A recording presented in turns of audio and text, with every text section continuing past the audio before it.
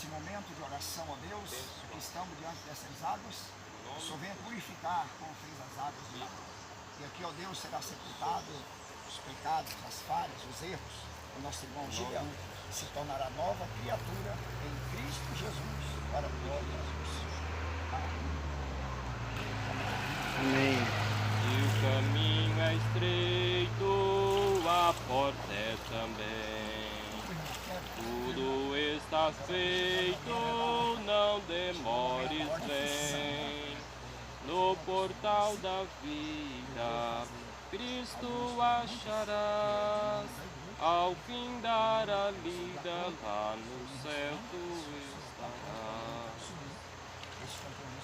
Padeceste as águas, passaste o Jordão, tens ainda mágoa no teu coração. Foste batizado como foi Jesus, segues ao seu lado para o céu de luz. Se o caminho é estreito, a porta é também. Tudo está feito, não demores, vem.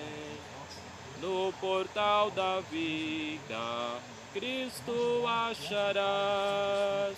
Ao findar a lida, lá no céu tu estarás. O poder vindouro recebeste já, tens o teu tesouro escondido lá. Vida de vitória, vive já com Deus. Aleluia! Para a glória.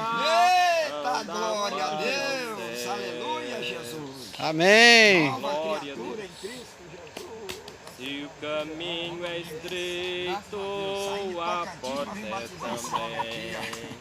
Tudo Glória a está Deus! feito, Aleluia! não